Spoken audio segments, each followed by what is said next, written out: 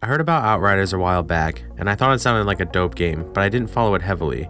Then the other day, Steam notified me that it was out, so I picked it up. Outriders is a loot shooter with heavy sci-fi dystopian elements. Your character is what they call an outrider, who was sent down to the planet Enoch as part of the search party. When things take a turn for the worse, your team starts dying left and right, and you end up being put in cryo sleep in order to save your life. Years later, you're woken up and thrown into a world that represents the worst humanity has to offer, filled with cults, war, starvation, and with a side of cannibalism. I heard people say the story isn't good or it's predictable, but to be honest, some of the turns it takes and the dialogue between characters are quite surprising at times, and I enjoy it.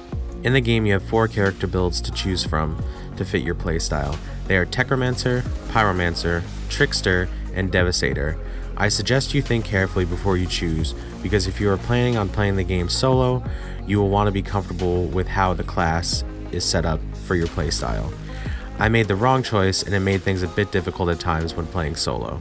Overall, the game mechanics are smooth and the combat is excellent. The game is best experienced with friends, but you can play it solo. I find the game in the upper world tiers can get very Dark Soulsy when playing solo. The game doesn't have a set difficulty. How it breaks down is by world tiers, where you have a level multiplier. If you have a higher world tier, you will face enemies above your level and will have the opportunity to get better gear and experience, but with a definite difficulty hike. However, if you play with friends, some of these spikes when moving from world tier to world tier aren't that bad. You can change your world tier at any time if you're stuck, so you can get through a mission that you're stuck on and then switch back on the next part.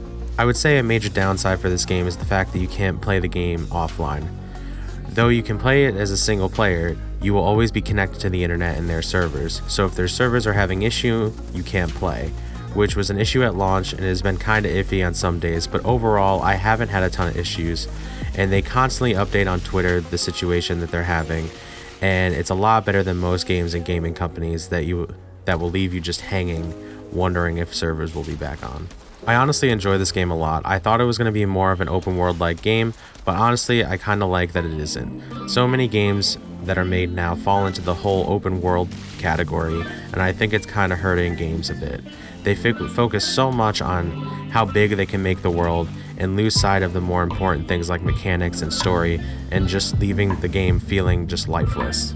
Also, a big thing for me after Cyberpunk was a super fail was the fact that you can change your character's appearance at any time. So if you feel like you aren't feeling the look of your character, you can go ahead and change it at an appearance change station in the game. And another plus is you have the ability to do side missions over again, and you can still gain experience points from it, which I was surprised that you could even do, and is a cool added addition to the game. You may need to farm experience a bit if you're playing this solo, so it's a super plus. A big feature in the game as well is modding gear, which I recommend you start doing as soon as the option opens up in-game. You can level the gun up with buffs and debuffs and improve the rarity. If you don't keep up with this, you may find fights to be harder than they need to be. I've had a lot of fun playing this game, and I thought it'd be similar to other loot shooters, and I think it carves out its own little spot and stands out on its own. I would like them to add future DLC updates and content, and maybe the option for PvP like Borderlands has. In my honest opinion, I say this is a buy for those who love sci-fi and loot shooters. But if that's not a thing that you like to play, then maybe it's not for you.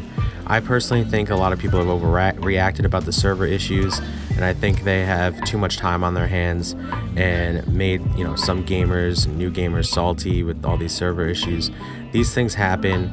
You can't prepare for everything, and as long as the company is transparent and they keep you in the loop and up to date with the situation, I think it's fine. Also, I just want to add this in there. If you want to test out the game, there's a promotion going on with Xbox Game Pass right now where you can pay $1 for the first month, and then you can grab the game, play it, and then cancel your subscription before the month goes up in price.